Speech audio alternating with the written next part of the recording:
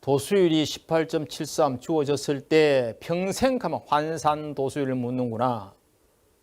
환산 도수율은 뭡니까? 10만 시간을 할 때 몇 건의 재해가 발생하는가를 알아내는 것이 환산 도수율이다. 이렇게 됐습니다.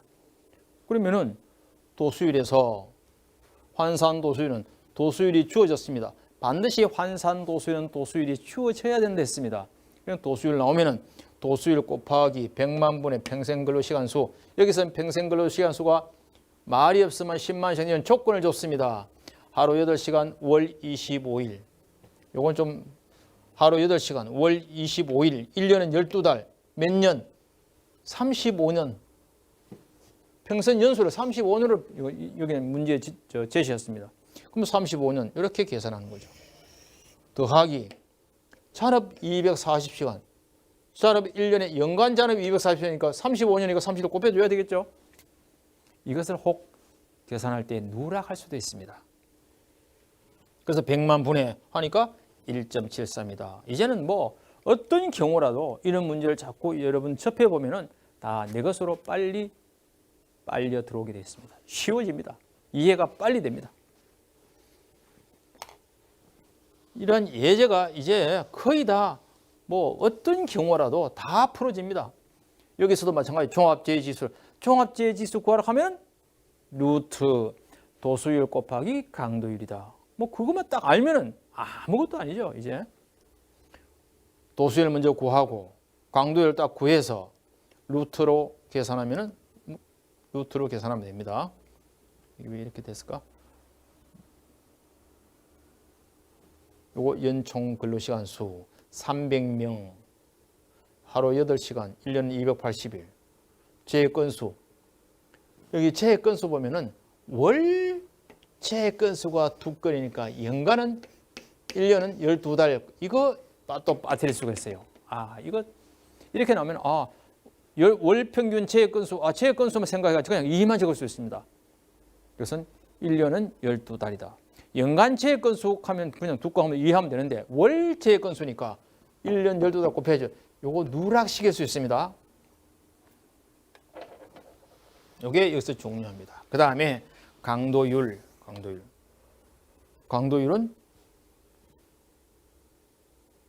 여기서 종합재해지수 280, 휴업일수 219일 주어졌죠? 219. 휴업일수가 주어지면은 365분의 300인데 여기는 280일이니까 280이다. 그죠? 이제 이런 거는 놓치면 안 됩니다. 그죠?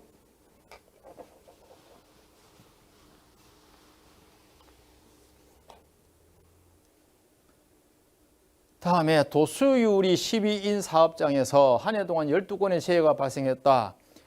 여기에서 휴업일선 벽세볼 때 강도율을 구하시오. 아까 앞에 했는 것과 비슷합니다. 도수율 공식을 땄고요. 도수율에서 여기에서 이 공식에서 도수율을 딱 여기서 주어졌습니다. 그러면은 연간 도수율 12개, 도수율이 12이고 도수율 12는 여기 요 공식에서 연간 총 근로시간 수를 구해야 됩니다. 도수율 12는 연간 총 근로시간 수분의 재해 건수 12건 곱하기 100만. 그러면 이것은 얼마인가? 이걸 일단 먼저 찾아냅니다.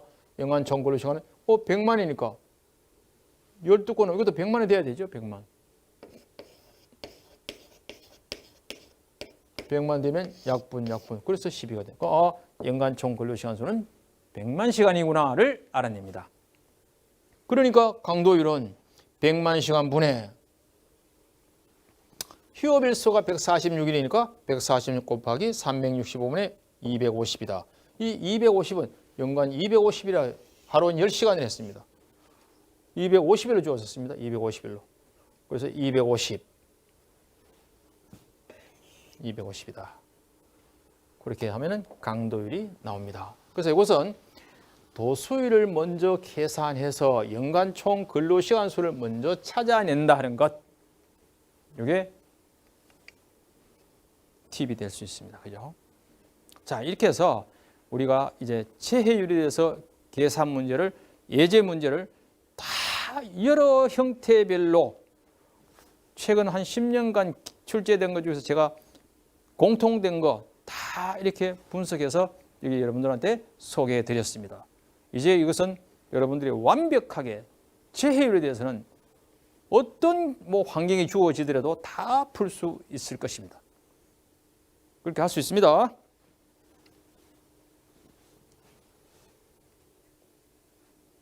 또 한 문제 더 있네. 이거 다 문제 없습니다. 그 다음에 이것은 별 의미 없고요. 자, 그 다음에 산업재해의 손실비 산정 방법에 두 가지가 있습니다. 하이니와 시몬스가 있습니다. 하이니와 시몬스인데 하이니는 보상비다 하는 것. 그것부터 먼저 우리가 기억을 하셔야 됩니다. 시몬스는 보험금이다 하는 것. 그래서 하이니와 시몬스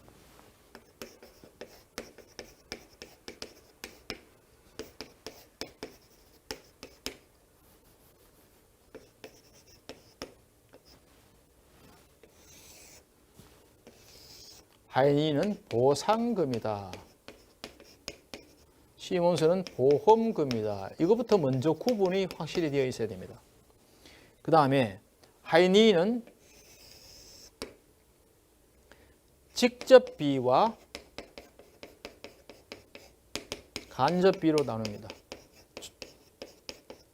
총 손실 금액을 계산할 때 직접 손실비와 간접 이게 1대4다. 1대4다.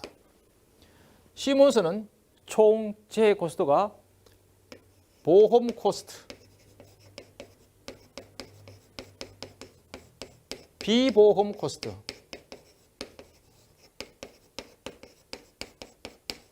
이렇게 나눕니다. 보험 코스트 얼마? 100만 원. 예를 들어 100만 원이다. 비용 보험 코스트는 여기에 휴업 일수 얼마 이런 게 주 항목이 있습니다. 몇 건에 얼마 이렇게 나옵니다. 그것은 나중에 보고 다시 한번 보도록 하겠습니다. 일단 하이니는 보상금이다. 시몬스는 보험금이다. 이것부터 먼저 이해를 하시고 구분을 해 두셔야 합니다. 그래서 하이니는 최손실비가 직접 손실비와 간접 손실비는 1대4이다. 직접 손실비라는 것은 그 사람이 재해를 입은 그 당사자에 대해서 모든 치료비, 요양급여, 휴업급여, 장애급여, 간병급여, 유족급여, 상병보상연금, 장의비, 특별보상비 전부 다가 직접 손실비고, 간접 손실비는 이 사람이 재해를 당함으로 인해서 생산이 중단됩니다. 그죠? 그래서 사람이 손실됐습니다. 그 다음에 물적 손실도 있을 수 있습니다. 그 다음에 사람이 재해를 입었으니까 일을 못하니까 생산 손실이 됩니다. 공정이 지연되죠. 임금 손실이 됩니다. 시간 손실도 있습니다. 이러한 것들 전부 다가 간접 손실인데, 그래서 간접 손실비는 직접 손실비 4배가 더 들어가더라 하는 게 하이니의 손실비 보상비에 대한 이야기입니다. 즉 재손실비는 직접비와 간접비에서 간접비가 직접비에 비해서 4배가 더 들어가더라. 그래서 1대4이다. 여기서 직접 손실비 내용을 좀 아셔야 됩니다. 다음 중 직접 하이니의 보상비에서 직접 손실 항목이 아닌 것은 이렇게 물을 수도 있습니다. 그래서 직접 손실비는 요양급여, 휴업급여, 장애급여, 간병급여, 유족급여, 그 다음에 장의비 혹은 특별보상비 같은 것이 직접 손실비에 들어가고, 간접 손실비는 인적, 물적 손실, 생산 손실, 임금 손실, 시간 손실 같은 것이 간접 손실이 된다 하는 것까지 아셔야 됩니다. 만약에 예를 들어서 사업장에서 1000명의 연체해자 수가 60건인데 연납부한 산재보험료가 1,800만 원이라면은 보험료가 1,800만 원, 산재보상금은 1,265만 원이다. 이렇게 했을 때 하이니의 보상금은 구하시오. 이렇게 나온다 이 말. 이렇게 나오면 하이니는 보험금인지 보상금인지 이것이 구분이 되어야 어느 돈을 쓸 것인가 계산할 때. 그래서 하이니는 보상금이다. 이걸로 계산하는구나. 그러면 1265만 원 플러스 1265만 원 곱하기 4, 1대 4니까 그 합산한 금액이 하이니의 보상금이다. 또 이것은 좀 생각을 하면 바로 직접비에다가 산재 보상금에다 곱하기 5 해도 똑같죠? 1대 4니까. 그죠? 뭐 이렇게 해도 되고 저렇게 해도 됩니다. 그러나 원칙은 이렇게 비율로 해서 되어 있으니까 이렇게 계산하면 더 안전하겠다 하는 생각은 같습니다. 그 다음에 시몬스는 보험금이랬습니다. 보험금에서 총재 코스트, 산재 보험 코스트, 보험 코스트와 비보험 코스트로 나눌 수 있습니다. 그러면 이 비보험 코스트는 휴업상해 몇 건의 돈이 얼마, 통원상해가 몇 건의 돈이 얼마, 응급조치건수 몇 건의 돈이 얼마, 무상해 사업건수는 얼마에 몇 건의 돈이 얼마, 이렇게 다 문제에 제시됩니다. 그래서 이것은 크게 문제될 거 없습니다. 그래서 보험 코스트 계산할 때는 산재 보험 코스트가 얼마니까 비보험 코스트는 주어지니까 그거 다 합하면 된다, 이렇게 보시면 됩니다. 자, 이것 또한 예제가 보험료 1,800만 원, 보상금 1,260, 시몬스는 보험료니까 이것은 필요 없고 이것만 있으면 된다, 이렇게 감을 잡으셔야 되죠. 그래서 이걸 계산하시오. 여기서 휴업상해 건수는 10건, 통원상해는 15건, 구급 18건, 무상해 20건. 이때 비용은 휴업 건수는 10건에 90만 원, 통원 건수는 15건에 29만 원, 구급 건수는 8건에 15만 원, 무상해 건수는 20건에 20만 원. 이거 다 이렇게 해서 계산해서 1,800만 원 플러스 보험 코스트 플러스 휴업 상해 건수 10건에 90만 원, 통원 상해 건수 15건에 29만 원, 구급 조치 건수 8건에 15만 원, 그 다음에 무상해 건수 20건에 20만 원 다 계산해 더하는 것이 이게 시몬스의 총재해 코스트이다. 이렇게 계산합니다. 아시겠죠? 이렇게 예제를 바로 우리는 풀어보니까 바로 이해가 됩니다. 그죠?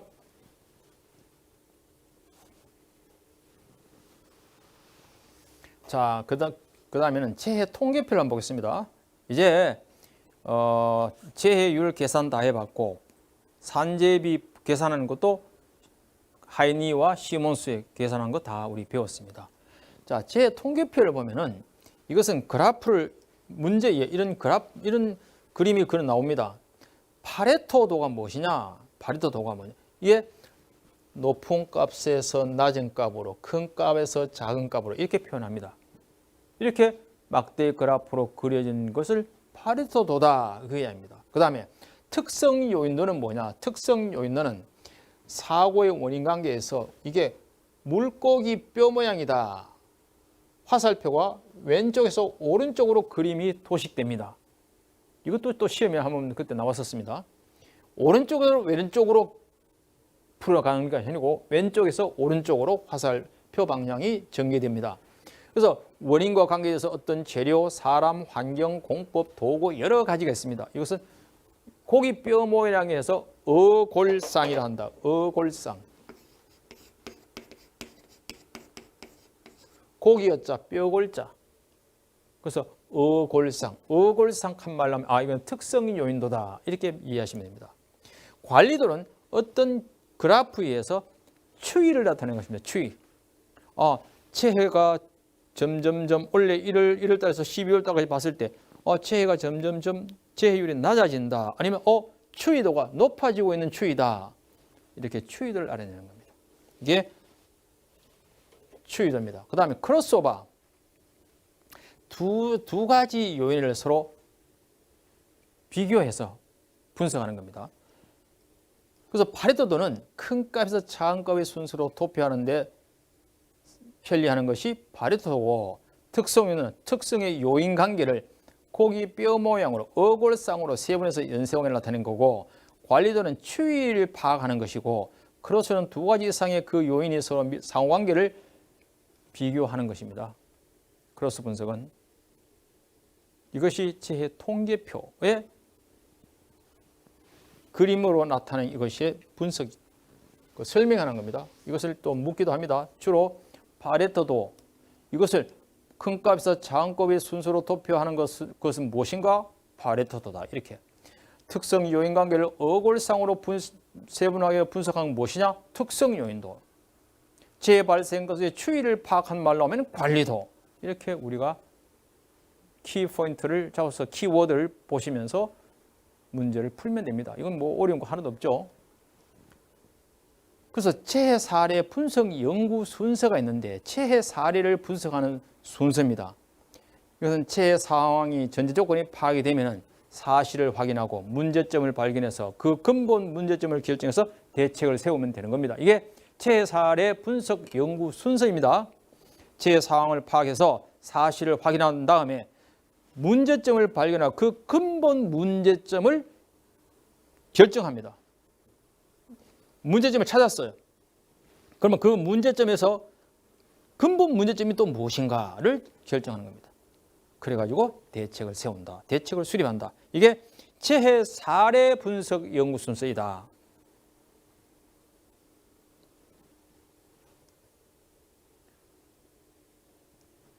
이거는 뭐 우리가 배운 것 중에서 안 배운 것도 있겠지만 또 앞으로 배울 것도 있는데 순서를 바꾸면 안 되는 것들인데 이거는 나중에 우리가 하나 다 정리되고 나면 다시 한 번 더 우리가 보도록 하겠습니다.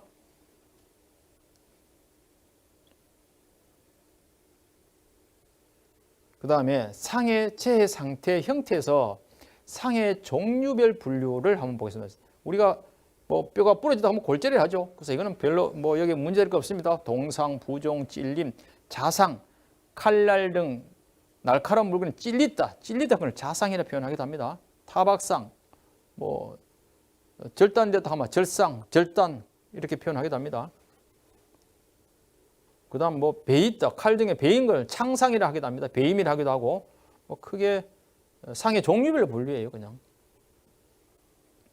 상의 종류별 분류는 그냥 그대로 보시면 되는데 체해 발생 형태별 분류에는 좀 눈여겨봐야 됩니다. 지금은 과거에는 추락, 낙하, 전도, 비례, 전복 이런 용어를 많이 썼습니다. 근데 지금 자꾸 우리말로 많이 좀 고쳐지고 있습니다. 그래서 추락하면은 추락과 낙하는 떨어진 건데 추락은 사람이 떨어진 것이죠. 낙하는 물체가 떨어진 것이죠. 전도는 뭐 사람이나 물체나 지면 상태에서 넘어지는 것은 전도입니다. 지면 상태에서 에어터닝에서 뭐 전도되는 건 아니고 지면 바닥에서 깔림, 뭐 뒤집힘 뭐 이런 것도 있습니다. 맞음, 비례, 날라와서 어떤 물건이 부재가 날라와서 사람에게 타격을 입히는 것을 비례라 합니다. 비례. 무너짐, 뭐 붕괴, 도괴 이런 표현을 씁니다. 무너짐, 끼임, 협착, 끼임.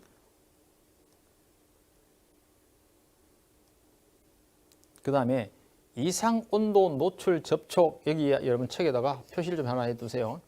고온이나 저온의 접촉 또는 물체에 접촉된 경우를 이상 온도 노출 접촉이라 합니다. 예를 들어서 스팀 배관에서 스팀 배관에 밸브를 만지다 거기서 스팀이 많이 새 나와서 사람 얼굴을 타격했다. 체해 발생 형태를 수시욕하면 무엇이냐 물으면 이건 이상 온도 노출 접촉이다. 그 이야기입니다. 그 다음에 유해 위험물 접촉입니다. 유해물 접촉, 유해 위험물 접촉이라고 합니다. 유해 위험물이 직접 노출되는 흡입하거나 독성 동물에 쏘이거나 물린 경우, 이 경우는 유해 위험물 접촉이라 이렇게 표현합니다. 여기서 독성 물질에 쏘인다는 이야기는 벌 같은 게 있죠. 벌. 물린다는 경우는 뱀도 될 수 있고 개도 될 수 있겠죠. 예, 그런 표현을 쓸 때는 유해물 접촉 혹은 유해 위험물 접촉 이렇게 표현합니다. 그래서 이 두 가지는 별도로 좀 컬러링을 해 두시는 게 좋겠다 하는 생각이 듭니다. 그 다음에 이게 좀 애매한 경우가 좀 있습니다. 한 예를 든다면은 두 가지 이상의 체해 발생 형태에 대해서 유의사항이 하나 있습니다. 체해자가 넘어짐으로 인해서 기계에 끼이는 사고로 신체 부위가 절단되었을 경우는 무엇이라 하는가? 기계에 끼었으니까 끼임일까? 절단되었으니까 절단일까? 이런 경우가 있을 수 있습니다. 이것은 아직까지 우리 산업안전 재해 발생 형태에서 끼임으로 정의해 놨습니다. 그 다음에 체해자가 넘어짐으로 인해서 추락하여 두개골이 골절되었다 하면 이것은 일단 추락이랍니다. 추락이랍니다. 그 다음에 체해자가 전주에서 작업 중 감전으로 추락한 거, 상해가 골절되었으면 역시 추락인데 전기 쇼크인 경우는 이거는 감전으로 본다. 추락은 했는데 전기 쇼크로 해서 추락했으면 이거는 감전으로 본다. 그 이야기입니다. 그 다음에 유해 위험물 노출 접촉, 아까 말씀을 드렸습니다. 여기에 특이한 게 있습니다. 개, 뱀, 동물에 물린 경우는 당연한데 떨어지거나 날아온 물체 또는 물질의 특성에 의해서 상해를 입은 경우도 유해 위험물 노출 접촉이라 하고, 3번에 보면 체해자가 넘어지거나 떨어져서 물에 익사한 경우, 이걸 익사로 봐야 되느냐, 유해 위험물 접촉을 노출 접촉으로 봐야 되느냐, 이게요 아직까지는 유해 위험물 노출 접촉으로 봅니다. 이게 또 지난번에 시험에 한번 나왔었습니다. 체해자가 넘어지거나 떨어져서 물에 빠졌다 이 얘기입니다. 물에 빠져서 익사했습니다. 이거 익사로 봐야 되나 아니면 또 질식으로 봐야 되나? 이것은 유해 위험물 노출 접촉으로 본다. 그 이야기입니다. 요거 하나 주의를 하셔야 되겠죠.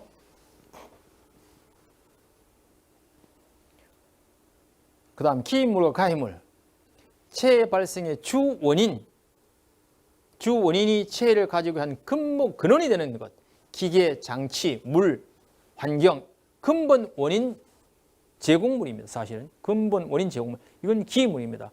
가해물은 그로 인해서 사람이 피부에 상처를 입게 되는 타격을 가하거나 피해를 입었을 때 그 피해를 직접 준 그것이 가해물이 됩니다.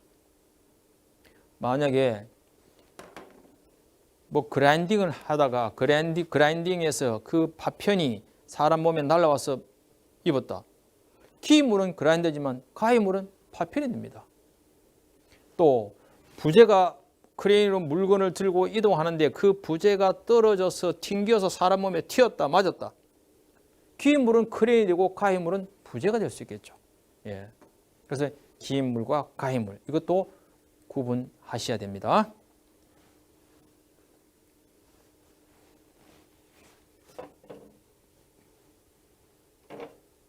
자, 오늘은 제2장 여기까지 하겠습니다. 하고 다음 시간에는 안전점검 인정 및 진단을 같이 공부하도록 해보겠습니다.